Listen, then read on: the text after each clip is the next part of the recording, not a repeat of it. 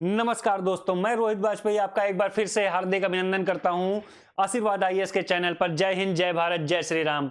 और हम आग एक बार फिर से स्टार्ट करते हैं हिंदी महासागर के एक छोटे से कतरे अलंकार की ओर प्रस्थान करते हैं। और अलंकारों के विषय में इसके पिछले वीडियो में आप लोगों ने जाना कि अलंकार क्या होते हैं, कितने प्रकार के होते हैं, उनके कौन कौन से भेद होते हैं। तो उसी चीज को हम आगे बढ़ाते हुए चलते हैं कि अलंकार क्या होते हैं, उनके कितने भेद हैं, कितने प्रकार के हैं। चलिए बात करते हैं अलंकार की। तो अलंकार किसे कहा जाता है भाई? अलंकार का अर्थ क्या होता है, अलंकार का शाब्दिक अर्थ क्या है, अलंकार की परिभाषा क्या होती है, अलंकार कितने प्रकार के होते हैं, उनके भेदों के कितने उपभेद हैं, ये सारी चीजें सविस्तार से हम यहां पर जानेंगे और बहुत ही अच्छे तरीके से इसे समझेंगे ताकि आप लोग कभी भी किसी भी एग्जामिनेशन में कोई भी क्वेश्चन कैसा भी अलंकार से अगर बनता है तो आप उसे बड़ी आसानी से आप लोग सॉल्व कर सकते हैं। ठीक है, तो अलंकार किसे कहते हैं? सबसे पहला टॉपिक हमारा बनता है कि अलंकार किसे कहते हैं।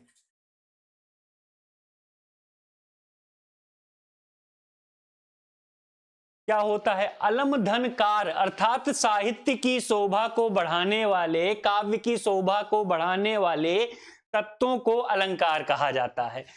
काव्य की शोभा को बढ़ाने वाले तत्वों को अलंकार कहा जाता है। अलम धनकार, इसे दो भागों में विभाजित करके देखते हैं अगर जो, तो क्या कह सकते हैं कि अलम धन कार अर्थात सौंदर्य या शोभा कारक पदार्थ, शोभा कारक पदार्थ अर्थात ऐसे तत्व जो साहित्य की शोभा को बढ़ा देते हैं, ऐसे तत्व जो साहित्य की शोभा को बढ़ा देते हैं क्या कहलाते हैं? अलंकार कहलाते हैं।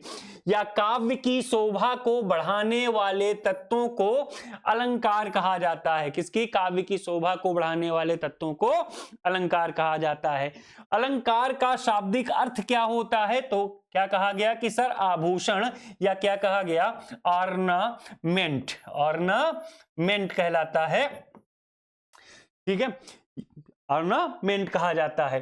तो अलंकार शब्द की रचना अलम धन कार से हुई है, अलम धन कार के योग से हुई है। जब इसे हम क्या करते हैं, समास करते हैं, यहां पर इसको अलग अलग करके देखते हैं यहां पर, तो क्या अलम धन कार, जिसका अर्थ क्या होता है?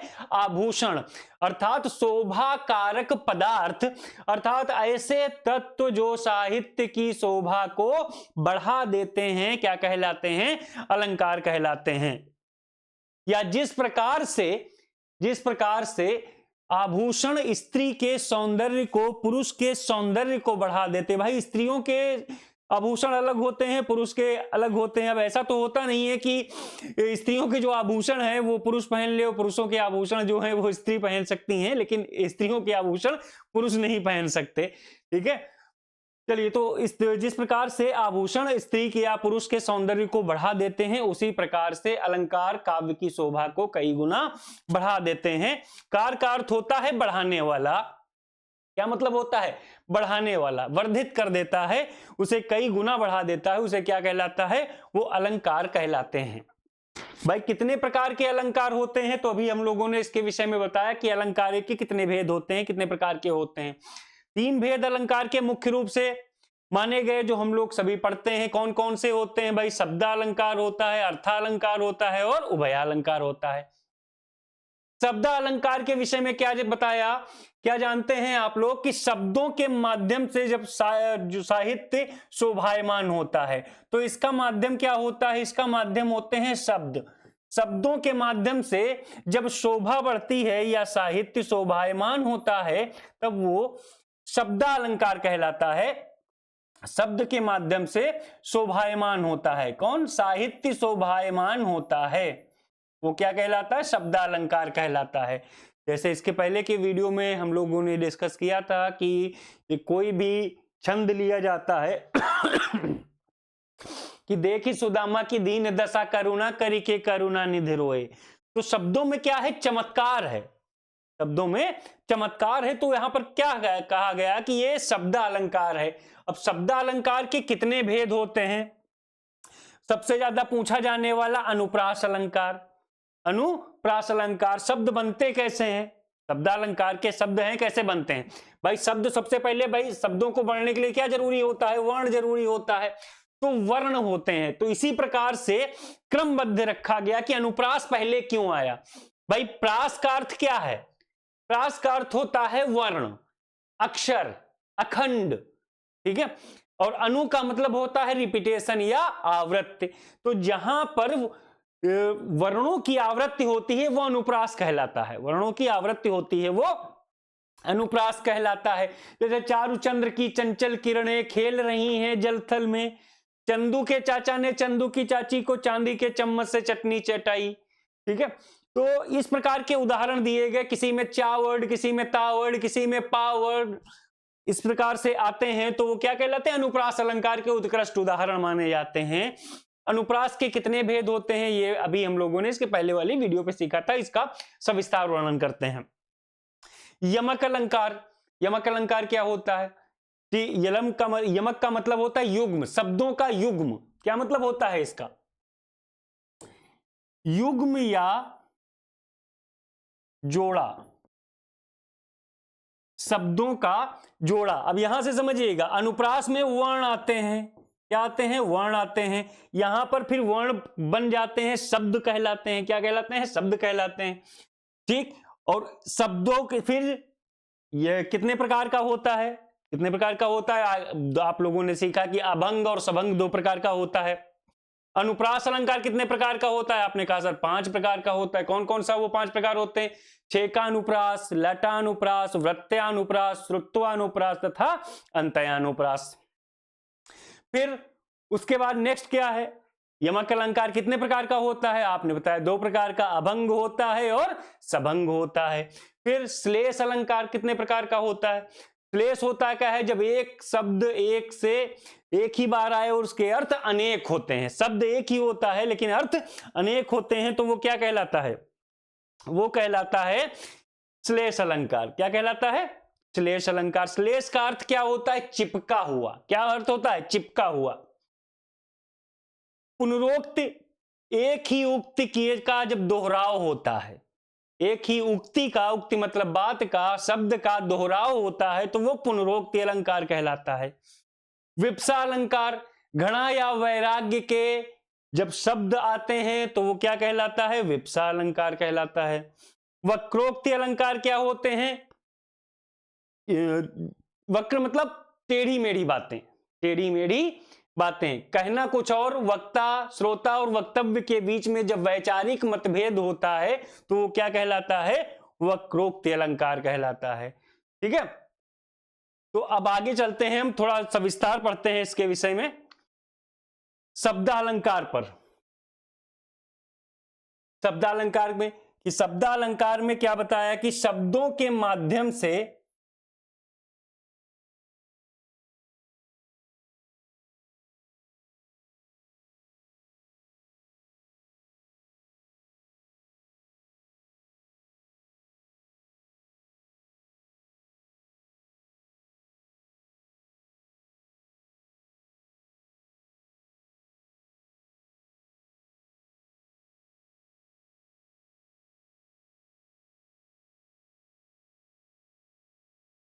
जब शब्दों के माध्यम से साहित्य शोभायमान होता है तो क्या कहलाता है? शब्दालंकार होता है उपस्थित वहां पर, ठीक है। फिर आते हैं हम अनुप्रास अलंकार, अनुप्रास अलंकार तथा उसके भेद। अनुप्रास, देखते हैं अनुप्रास अलंकार क्या होता है।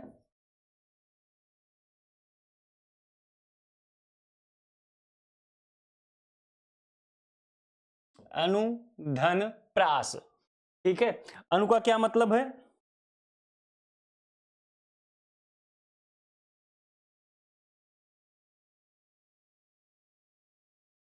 अनु का मतलब है आवृत्ति। क्या मतलब है उसकी? आवृत्ति। और प्रास का मतलब होता है वर्ण, अर्थात जहां पर वर्णों की आवृत्ति होती है, जहां पर वर्णों की आवृत्ति होती है, एक ही वर्ण कई बार आता है, बार बार आता है, तो वो अनुप्रास अलंकार कहलाता है। अनुप्रास अलंकार कहलाता है। जैसे चारु चंद्र की चंचल किरणें खेल रही हैं जलथल में, चारु चंद्र की चंचल किरणें खेल रही हैं जलथल में। ठीक है, तो यहां पर क्या कहा गया कि यह अनुप्रास अलंकार है। क्या है, यहां पर चा वर्ण की आवृत्ति हुई है, अर्थात यहां पर अनुप्रास अलंकार उपस्थित होता है। ठीक है, अनुप्रास अलंकार के कितने भाग होते हैं?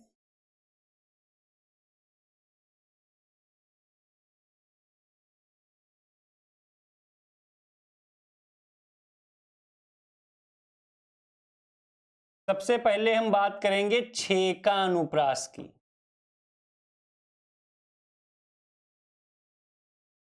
छेका अनुप्रास की। फिर होता है लटा अनुप्रास। फिर होता है प्रत्यानुप्रास। फिर होता है श्रुत्वानुप्रास। फिर होता है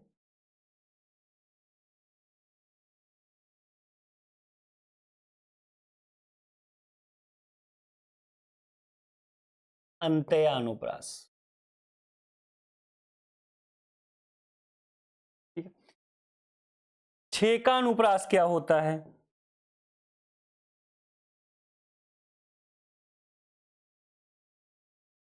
छेका का अर्थ होता है चतुर। क्या अर्थ होता है? चतुर। अर्थात जिस काव्य खंड में वर्णों की आवृत्ति स्वरूप और क्रम से हो, जिस काव्य खंड में वर्णों की आवृत्ति स्वरूप और क्रम से होनी चाहिए। कैसे होनी चाहिए? क्रम से।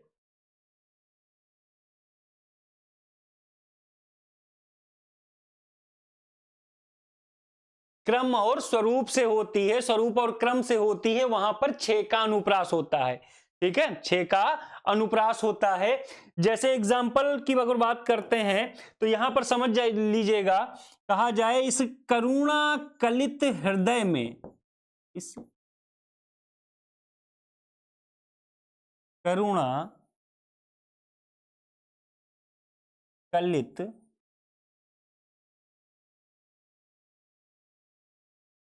हृदय में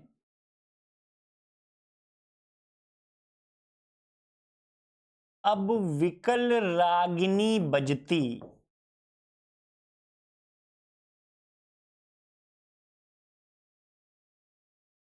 अब यहां पर ध्यान से देखिएगा, यहां पर का वर्ण करुणा में और कलित में, करुणा में और कलित में का वर्ण की आवृत्ति हुई है। किस वर्ण की आवृत्ति हुई है? का वर्ण की आवृत्ति हुई है। तो यहां पर क्या होगा? यहां पर छेका अनुप्रास होगा। और ज्यादा संक्षेप में समझना है तो हम ये कह सकते हैं कि वर्णों की आवृत्ति जो है, वर्णों की आवृत्ति 2 बार होती है। वर्णों की आवृत्ति जहां पर 2 बार वर्णों की आवृत्ति होगी वो छेका अनुप्रास कहलाएगा। वर्णों की आवृत्ति 2 बार होती है, वो छेका अनुप्रास कहलाता है। देखिए जैसे करुणा कलित, का वर्ण की आवृत्ति 2 बार हुई है, का वर्ण की आवृत्ति 2 बार हुई है। ठीक है, तो क्या कहलाया? ये छेका अनुप्रास है। ठीक है, आगे चलते हैं हम लोग।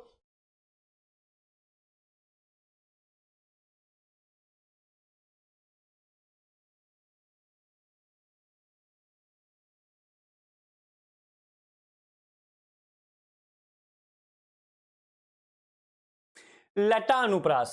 लटा अनुप्रास क्या होता है? लटा, इसके विषय में समझिए कि इसकी जो उत्पत्ति है ये गुजरात की मानी जाती है। लटा शब्द गुजरात का प्राचीन नाम है, गुजरात का प्राचीन नाम है लटा। तो इसकी उत्पत्ति कहां से मानी जाती है? गुजरात से मानी जाती है। और ये एकमात्र ऐसा अनुप्रास है जिसमें वर्णों की आवृत्ति ना होकर शब्दों की आवृत्ति उसी अर्थ में होती है। एकमात्र अनुप्रास ऐसा है अनुप्रास का उपभेद ऐसा है जिसमें वर्णों की आवृत्ति ना होकर शब्दों की आवृत्ति उसी अर्थ में होती है। तो इसका विशेष रूप से ध्यान रखिएगा कि शब्दों की आवृत्ति,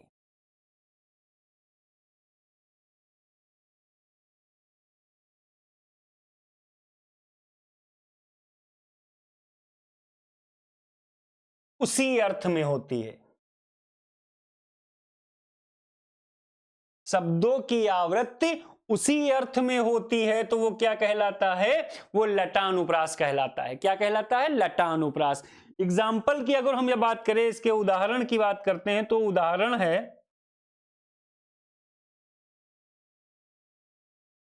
पंकज तो पंकज है। थोड़ा दूसरा ऐसा कलर ले लेते हैं, ये कलर विजिबल नहीं है।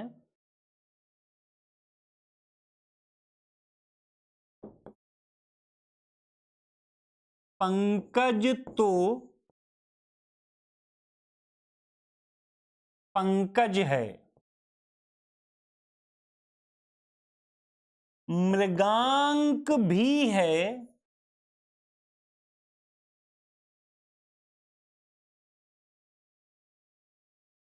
मृगांकरी प्यारी।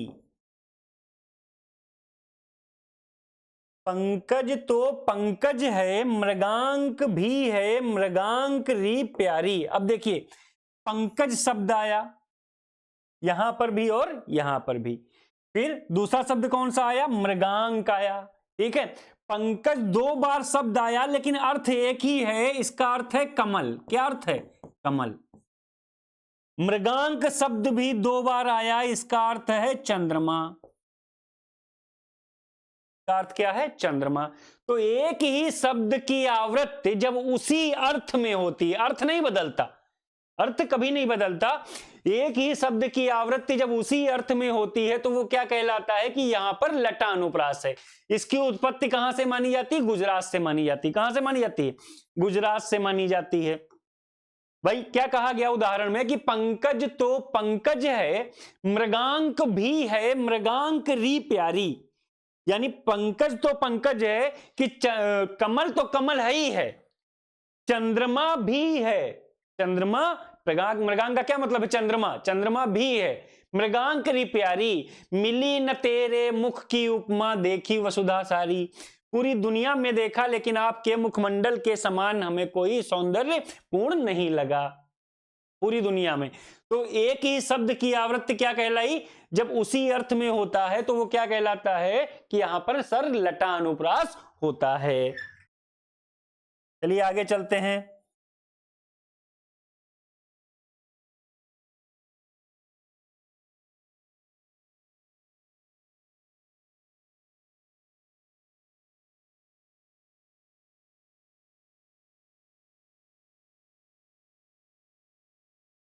बात करते हैं वृत्त्यानुप्रास की। यहां से क्या देखा आपने? कि वर्णों की आवृत्ति दो बार होगी तो क्या होगा? छेकानुप्रास होगा। स्वरूप और क्रम से होगी तो छेकानुप्रास होगा। वर्ण की आवृत्ति ना होकर शब्दों की आवृत्ति होती है, उसी अर्थ में होती है तो लटानुप्रास होगा। ठीक है, दो बार से अधिक अगर वर्णों की आवृत्ति होती है, दो बार से अधिक वर्णों की आवृत्ति होती है,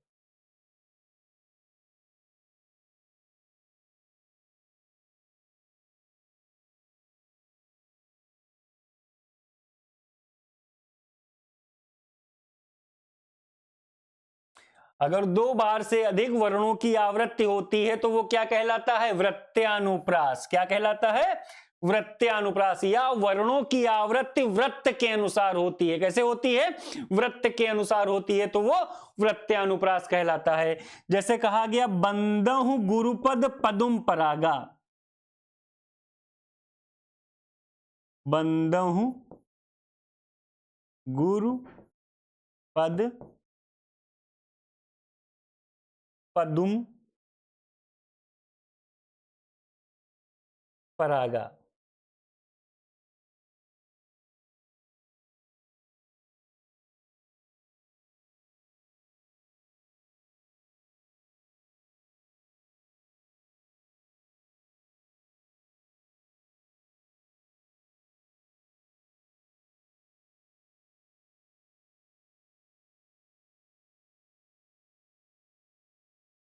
हाँ, तो क्या जैसे कोई एग्जांपल दिया गया कि 2 बार से अधिक वर्णों की आवृत्ति होती है, तो यहां पर हम ये कह सकते हैं कि चारु चंद्र की चंचल किरणें, चारु चंद्र की चंचल किरणें, चारु चंद्र की चंचल किरणें खेल रही हैं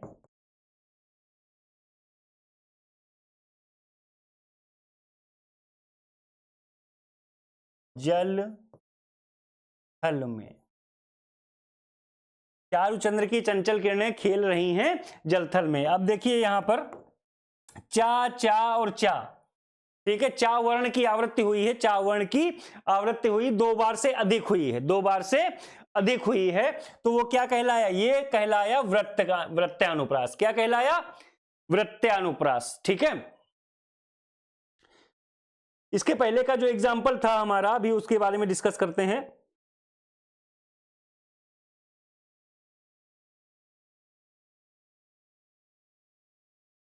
चलिए इसके बारे में थोड़ा डिस्कस कर लेते हैं। तो आप लोग कहेंगे कि सर ने इरेज कर दिया, उसमें अलंकार कौन सा है? तो हम क्या कहेंगे,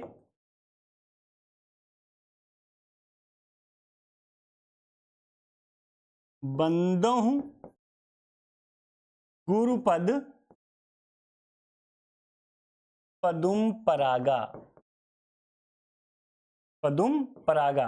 ठीक है, अब इसमें देखिए पा के बाद दा आया है, क्या आया है? पा के बाद दा आया, और पा के बाद दा, पदुम में भी पा के बाद दा आया है। तो भाई पा की आवृत्ति कितनी बार हुई? यहां पर भी 2 बार पा आया है, ठीक है, और 2 बार दा आया है। तो यहां पर क्या बताया गया भाई, 2 बार अगर वर्णों की आवृत्ति होती है तो ये किसका उदाहरण है? ये छेका अनुप्रास का उदाहरण हो जाता है। ठीक है, उसमें तो कंफ्यूज मत होइएगा। ठीक है, अगले में देख लेते हैं उत्तरार्ध। ये तो प्रथमार्ध इसे कहा गया। उत्तरार्ध में देख लेते हैं, सुरुचि सुवास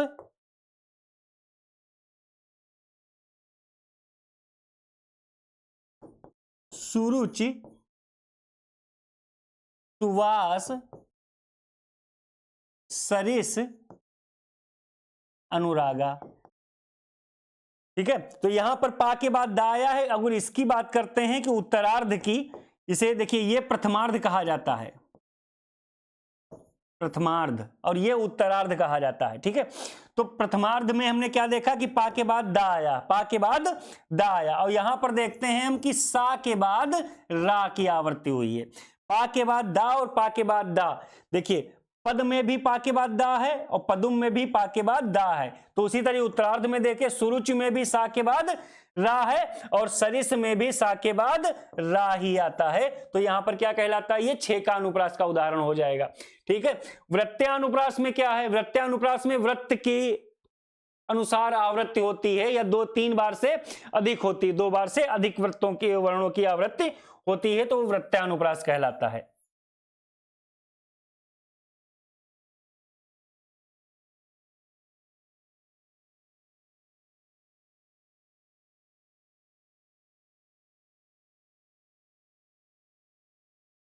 चलिए आगे आते हैं। बात की जाए श्रुत्वानुप्रास की, तो श्रुत्वानुप्रास क्या होता है भाई? वर्णों की आवृत्ति जहां पर कर्ण प्रिय ढंग से हो। कैसे हो? कर्ण प्रिय ढंग से, या कानों को सुंदर लगने वाले वर्णों की जब आवृत्ति होती है, ठीक है, कानों को सुंदर लगने वाले जब वर्णों की आवृत्ति होती है जिस काव्य खंड में, वो कहलाया श्रुत्वानुप्रास। जैसे खड़क सिंह के खड़कने से खड़कती हैं खिड़कियां, खिड़कियों के खड़कने से खड़कता है खड़क सिंह। या चंदू के चाचा की बात की जाए, जब चंदू के चाचा ने चंदू की चाची को चांदी के चम्मच से चटनी चटाई, तो ये क्या है? श्रुत्वानुप्रास। क्या है ये? श्रुत्वानुप्रास के उत्कृष्ट उदाहरण हैं। अगला होता है हमारा अंतयानुप्रास। ठीक है, अंत में अनुप्रास। क्या कहा गया कि अंत में, अंत में, अंत में कहां पर? चरण के अंत में, चरण के अंत में तुकांत होता है। क्या होता है? तुकांत। चरण के अंत में जब तुकांत होता है तो उसे अंतयानुप्रास कहा जाता है। क्या कहा जाता है? अंतयानुप्रास। ठीक है, जैसे कहा जाए उमा कहूं मैं अनुभव अपना, एग्जाम्पल की दिए देते हैं। उमा कहूं मैं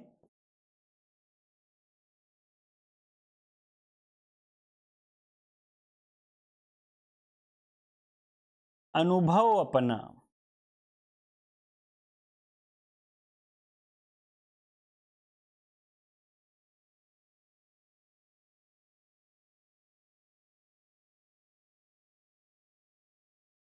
सत हरि भजन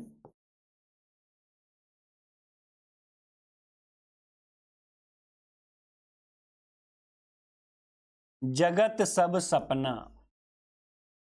ठीक है, तो चरण का अंत क्या होता है? चरण का अंत देखते हैं, ये चरणांत कहा जाता है। ठीक है, चरण के अंत में हमने क्या देखा? इधर अपना और इधर क्या आया? सपना।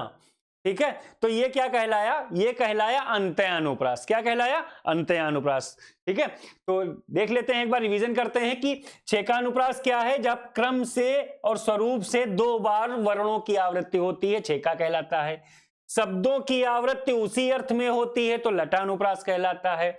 2 बार से अधिक वर्णों की आवृत्ति हो तो वृत्तानुप्रास कहलाता है। कानों को सुंदर लगने वाले वर्णों की आवृत्ति हो तो वो श्रुत्वानुप्रास कहलाता है। और अंत में, चरण के अंत में वर्णों की आवृत्ति, वर्णों का जो अंत है चरण के अंत में जब तुकांत होता है तो वो क्या कहलाता है? अंतयानुप्रास कहलाता है। Is that clear? ठीक है, आगे चलते हैं हम लोग।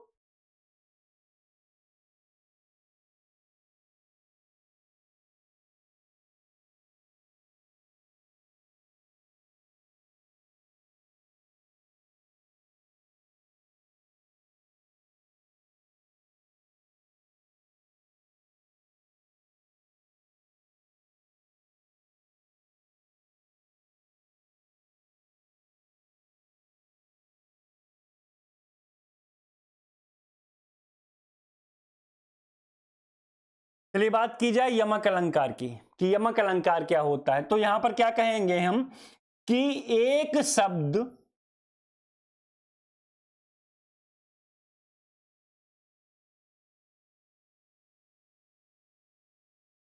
एक से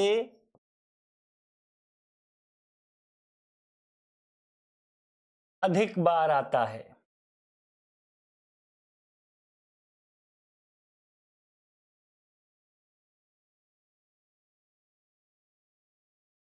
परंतु अर्थ पृथक होते हैं। जब एक शब्द एक से अधिक बार आए परंतु उनके अर्थ क्या होते हैं? पृथक होते हैं, अलग अलग होते हैं, तो वहां पर यमक अलंकार होता है। क्या होता है? यमक अलंकार होता है। जैसे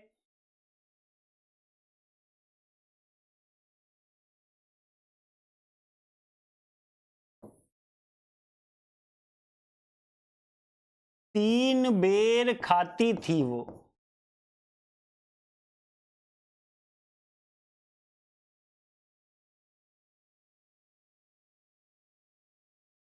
तीन बेर खाती है।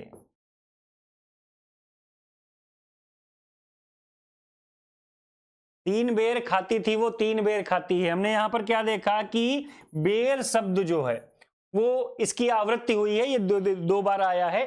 ठीक है, बेर का मतलब क्या? तीन बेर खाती थी, इसका अर्थ है समय और इसका अर्थ है बेर का जो फल होता है। जब अर्थ अलग अलग होते हैं तो वो क्या कहलाता है कि यहां पर यमक अलंकार है। अत्यधिक जो एग्जाम्पल आप लोगों से पूछे जाते हैं वो सब अभंग के होते हैं। यमक अलंकार 2 भागों में विभाजित किया गया,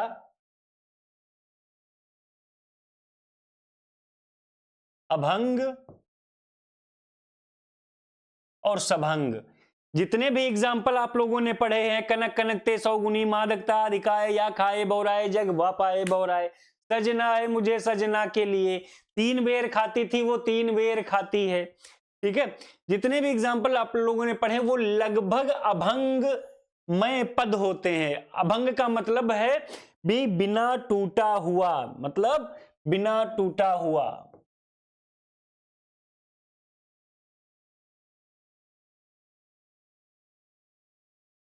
बिना टूटा हुआ, और सभंग का मतलब है टूटा हुआ, टूटा हुआ।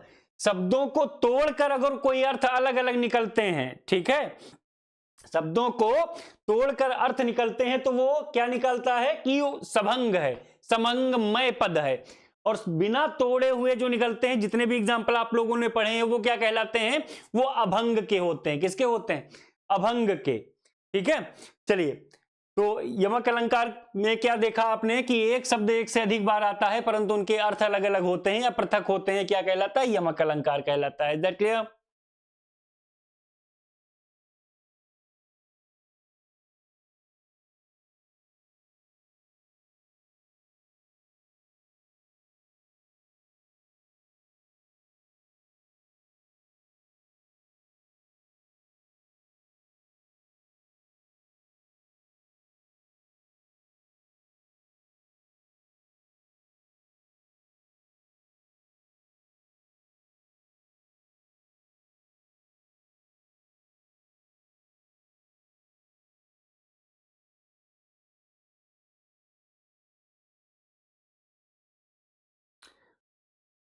अगला अलंकार श्लेष अलंकार। श्लेष अलंकार क्या होता है, श्लेष का अर्थ होता है चिपका हुआ। क्या अर्थ होता है, चिपका हुआ।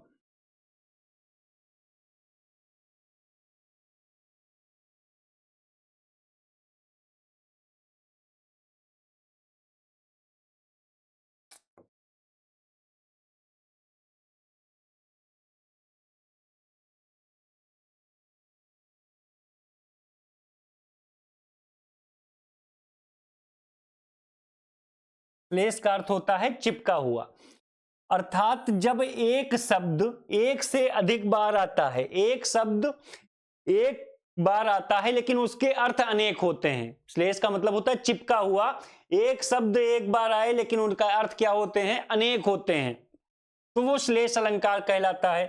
परिभाषा कि एक से अधिक अर्थ होते हैं, एक से अधिक अर्थ होते हैं।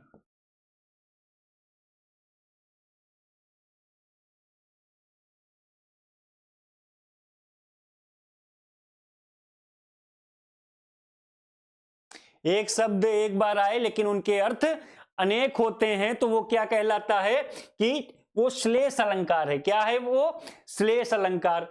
श्लेष अलंकार दो प्रकार का होता है।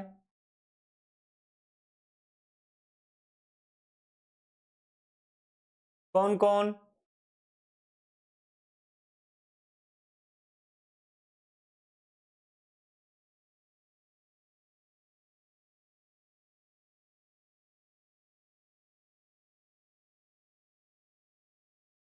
शब्द श्लेष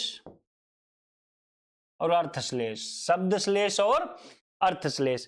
भाई शब्द श्लेष क्या होता है, शब्द श्लेष में एक शब्द के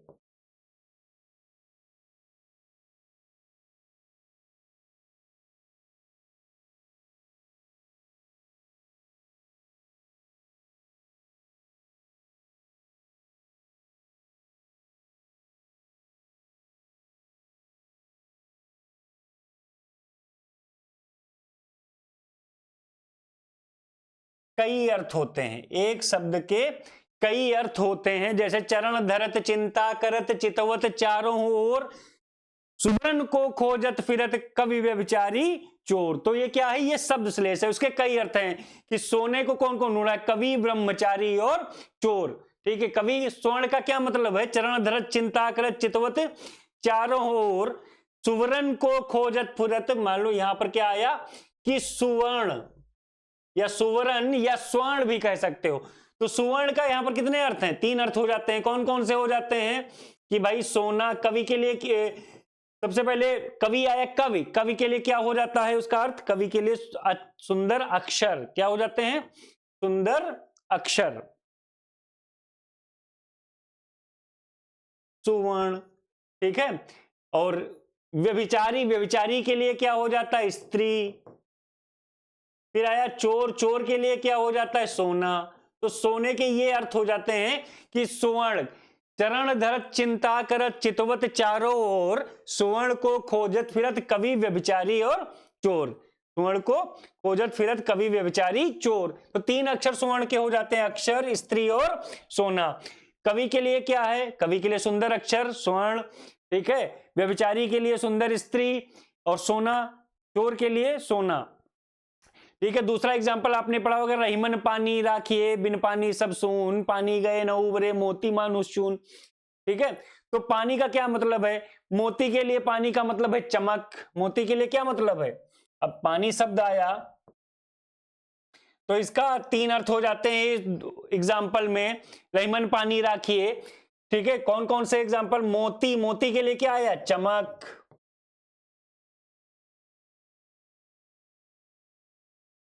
मनुष्य के लिए इज्जत या प्रतिष्ठा, और चूने के लिए रंग, ठीक है। तो ये जो एग्जाम्पल है ये काहे के? ये शब्द श्लेष के एग्जाम्पल हैं। किसके एग्जाम्पल हैं? शब्द श्लेष के। एक शब्द के जब कई अर्थ होते हैं। अर्थश्लेष, अर्थश्लेष क्या होता है? एक शब्द का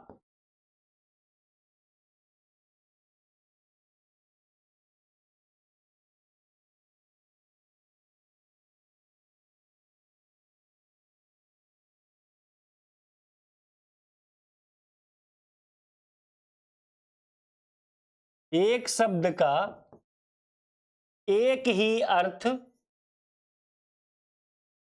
परंतु दोनों पक्षों में लागू होता है।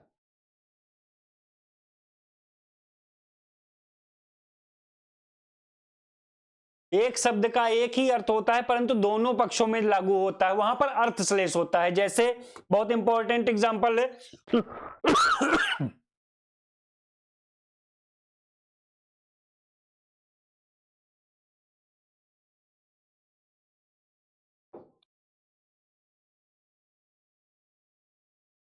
रावण सिर सरोज वनचारी,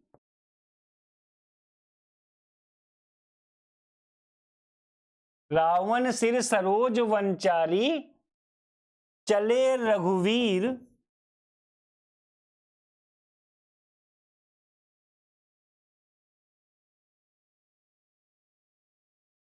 सिल मुखधारी।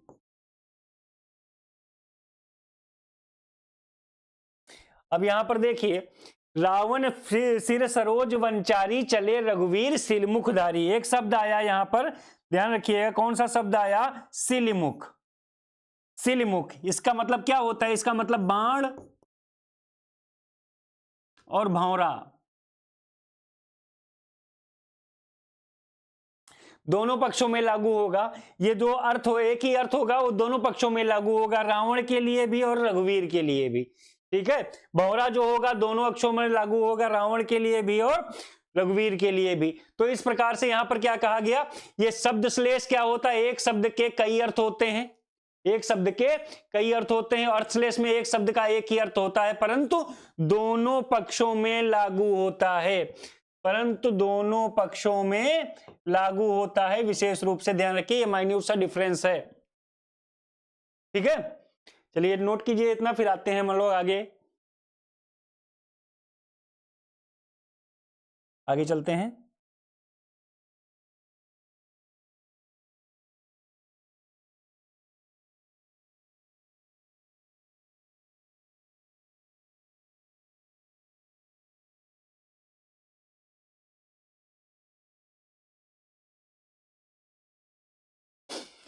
नेक्स्ट आते हैं पुनरोक्ति अलंकार। पुनरोक्ति अलंकार क्या मतलब होता है?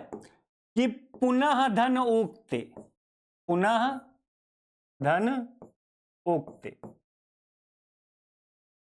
अर्थात जहां जहां पर बातों का दोहराव किया जाए, शब्दों का दोहराव हो या दुरुक्ति वाले शब्द हो, ऐसे कह सकते हैं आप लोग कि दुरुक्ति वाले शब्दों का की उपस्थिति होती है।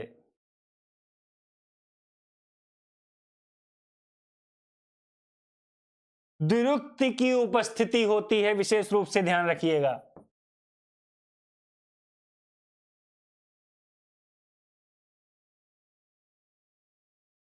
जिस भी एग्जाम्पल में जैसे कहा जाए मोही मोही, मोही मोही,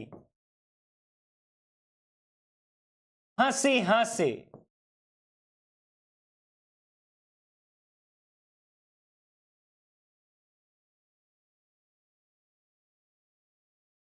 जान जाने, इस प्रकार के शब्दों का यदि दोहराव होता है तो वहां पर पुनरुक्ति अलंकार उपस्थित होता है। जैसे हंसी हंसी भाज रही देख दूल्हा दिगंबर को, तो यहां पर क्या आया कि हंसी हंसी आ गया, क्या आया, हंसी हंसी आ गया, अर्थात यहां पर क्या हो जाएगा, पुनरुक्ति अलंकार उपस्थित हो जाएगा। इनका विशेष ध्यान रखिएगा कि पुनः धन उक्ति अर्थात बातों का दोबारा बातें आई, ये पूरा दुरुक्ति की उपस्थिति होती है, किसकी, दुरुक्ति की उपस्थिति होती है, विशेष रूप से ध्यान रखिएगा।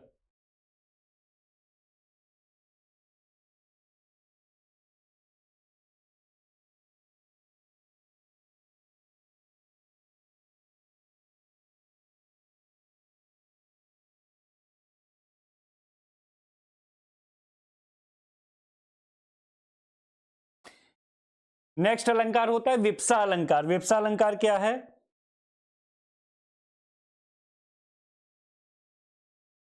विप्सा अलंकार के लिए देखिए, अलंकार विप्सा वहीं, अलंकार विप्सा वहीं कहां, जहां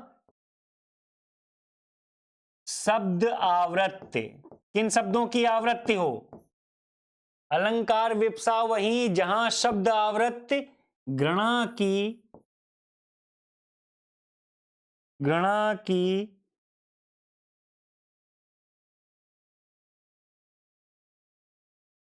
या वैराग्य की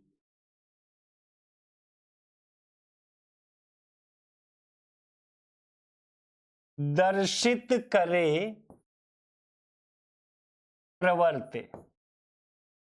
अलंकार विप्सा वहीं जहां शब्द आवृत्ति गणा की या वैराग्य की दर्शित करे प्रवृत्ति, या गणा की या वैराग्य की बात को प्रदर्शित करते हुए कोई बात कही जाए तो वहां पर विप्सा अलंकार उपस्थित होता है।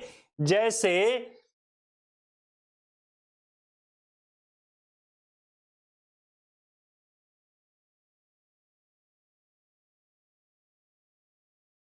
हाय राम हम कैसे झेलें,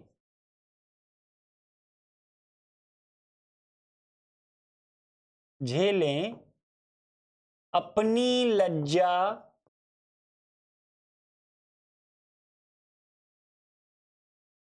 अपना शोक। हाय राम हम कैसे झेलें अपनी लज्जा अपना शोक। अब यहां से ध्यान से देखिएगा, जिन काव्य खंडों में हाय हाय, धत, धुर, छी जैसे शब्द आ जाएं, हाय हाय धत धुर छी जैसे शब्द आ जाएं, वो विप्सा अलंकार का उत्कृष्ट उदाहरण होता है। किसका उदाहरण होता है, विप्सा अलंकार का उत्कृष्ट उदाहरण होता है। कौन कौन से शब्द, हाय हाय धत धुर छी जैसे शब्द आ जाएं तो वो विप्सा अलंकार का उत्कृष्ट उदाहरण होता है। नोट कर लीजिए।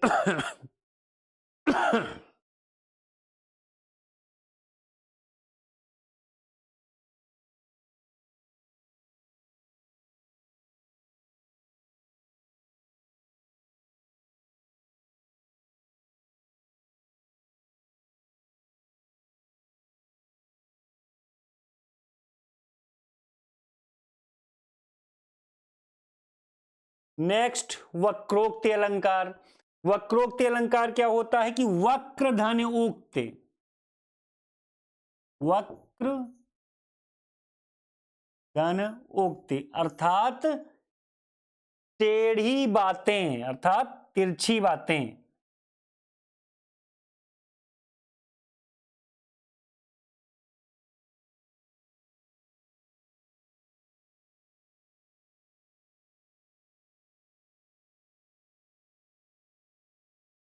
या कह सकते हो टेढ़ी बातें, ये ज्यादा सही लगेगा।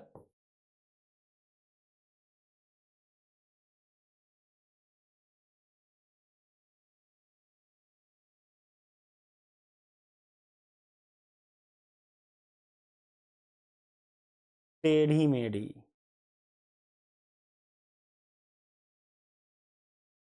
टेढ़ी मेढ़ी बातें जब तिरछी बातें की जाती हैं, कि तीन चीजें यहां पर होती हैं वक्रोक्ति अलंकार में विशेष रूप से याद रखिएगा। सबसे पहले होता है वक्ता, दूसरा होता है श्रोता, तीसरा होता है वक्तव्य। वक्ता, श्रोता और वक्तव्य के बीच में जब वैचारिक मतभेद हो, क्या हो, वैचारिक मतभेद हो, वैचारिक मतभेद होता है तो वो क्या कहलाता है, वो वक्रोक्ति अलंकार उपस्थित होता है वहां पर। ठीक है, वक्रोक्ति अलंकार कितने प्रकार का होता है, वक्रोक्ति अलंकार को दो प्रकार से रखा गया, कौन कौन से, काकु वक्रोक्ति और श्लेष वक्रोक्ति। काकु वक्रोक्ति और श्लेष वक्रोक्ति। काकु वक्रोक्ति क्या होता है, जब कंठ ध्वनि के कारण, किसके कारण, कंठ ध्वनि के कारण श्रोता वक्ता की बातों का अन्यर्थ लेता है। कंठ ध्वनि के कारण श्रोता वक्ता की बातों का अन्य अर्थ ले लेता है, दूसरा मतलब निकाल लेता है, कंठ ध्वनि के कारण अन्यर्थ प्राप्त होता है, तो वो काकु वक्रोक्ति होता है। ठीक है, काकु वक्रोक्ति होता है।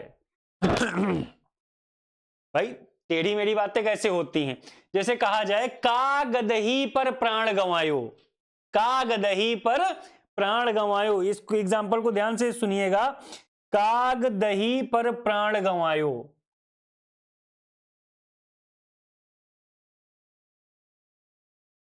कागदही पर प्राण गंवायो। अब ये कंठ ध्वनि के कारण, कंठ ध्वनि के कारण कहने के तरीके से इनके अन्य अर्थ निकलते हैं। देखिए कितने निकलते हैं। सबसे पहले कहा गया, यहां से देखिए, यहां कॉमा लगाइए, का गदही पर, का गदही पर। ठीक है, युवा लोग समझ गए हम क्या कहना चाहते हैं, उनके अर्थ क्या है। ठीक है, दूसरा काग दही पर, कौवे ने दही पर अपने प्राण गंवा दिए। तीसरा कागद ही पर, पढ़ने लिखने पर, कागज ही पर ही अपने प्राण गवा दिए। तो कंठ की ध्वनि के कारण जब श्रोता वक्ता की बातों का अन्यर्थ लेता है तो बेटा वहां पर काकु वक्रोक्ति होता है। क्या होता है, काकु वक्रोक्ति होता है। ऐसे कहा जाए रोको मत जाने दो, रोको मत जाने दो, कंठ ध्वनि के कारण, तो रोको मत जाने दो और रोको मत जाने दो। ठीक है, तो यहां पर क्या है, काकु वक्रोक्ति, क्या है, काकु वक्रोक्ति। क्लियर। फिर श्लेष वक्रोक्ति क्या होता है,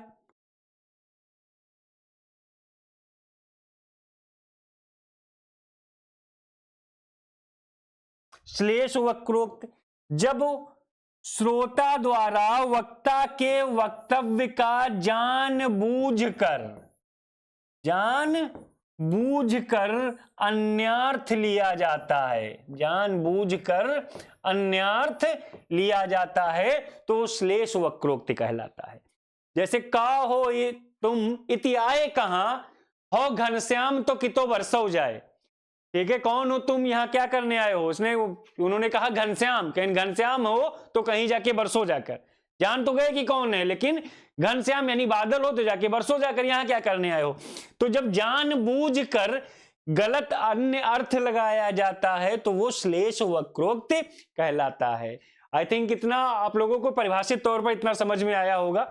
ये श्लेष वक्रोक्ति, ये शब्दालंकार के 7 पार्ट हैं, शब्दालंकार के 7 पार्ट हैं। ठीक है, चलिए आगे चलते हैं हम लोग। एक बार फिर से रिवीजन।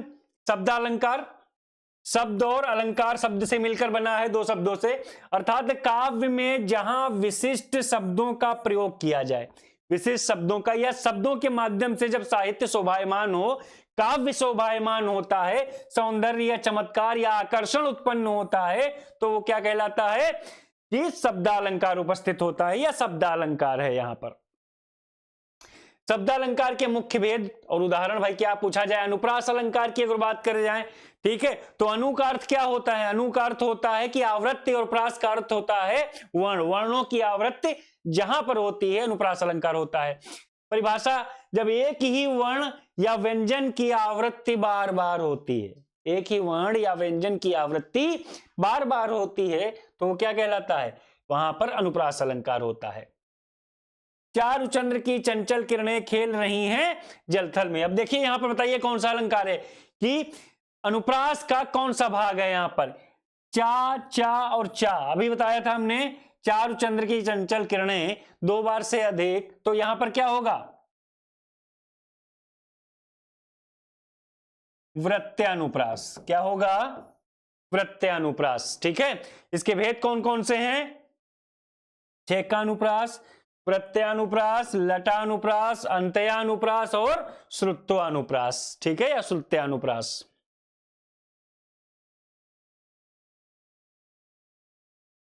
यमक अलंकार, जब एक ही शब्द दो या दो से अधिक बार आए और हर बार उसका अर्थ अलग अलग हो।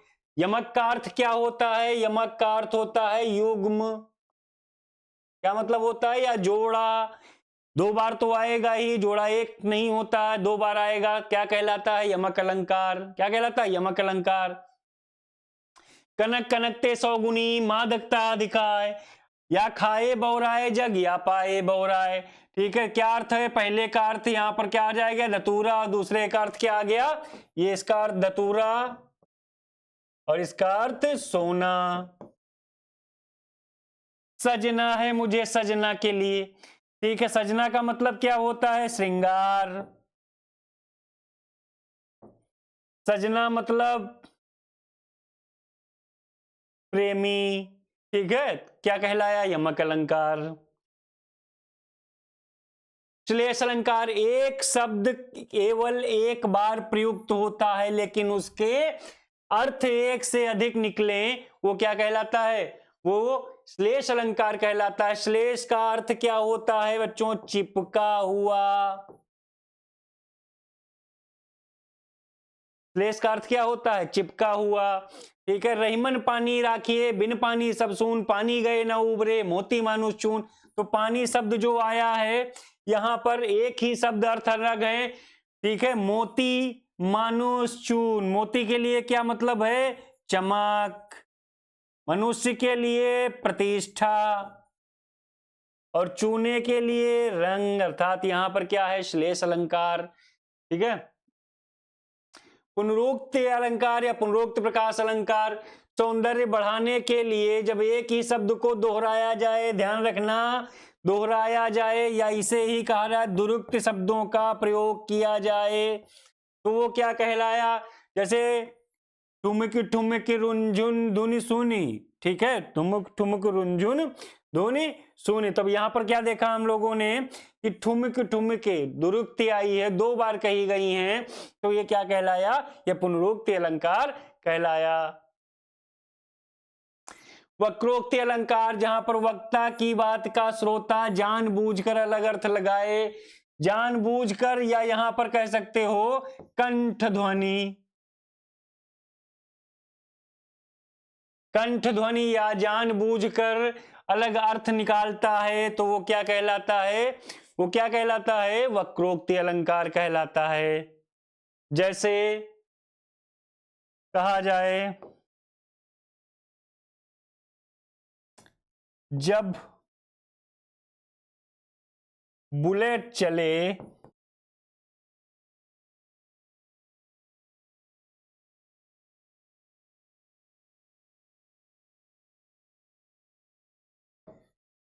दुनिया रास्ता दे।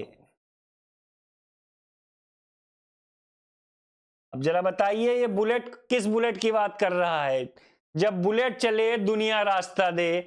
ध्यान से देखिए, इसके दो अर्थ हो सकते हैं इनके कहने का, वक्ता और श्रोता के बीच मतभेद का। एक, बुलेट का मतलब मोटरसाइकिल,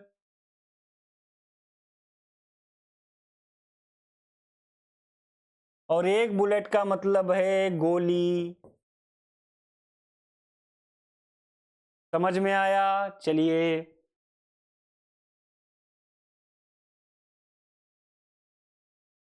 विप्सा अलंकार क्या बताया गया? आदर, घृणा, हर्ष या विस्मय जैसे भावों को प्रकट करने के लिए शब्दों की पुनरावृत्ति की जाती है। कौन कौन सी चीज है? आदर, घृणा, हर्ष या विस्मय के भावों को प्रकट करने के लिए। जैसे हा हा, इन्हें रोकन को टोक न लगाओ तुम। हा हा, ये देखिए, हाय हाय, धत, धुर, छी जैसे शब्दों का प्रयोग या विस्मयादिबोधक शब्दों का प्रयोग जहां पर होता है, विप्सा अलंकार होता है। आई थिंक आप लोगों को ये क्लास अच्छी लगी होगी। पूर्ण रूप से परिभाषा से भरी हुई, एग्जाम्पल से भरी हुई, एमसीक्यूज में हम का विस्तृत रूप से और ज्यादा पढ़ेंगे।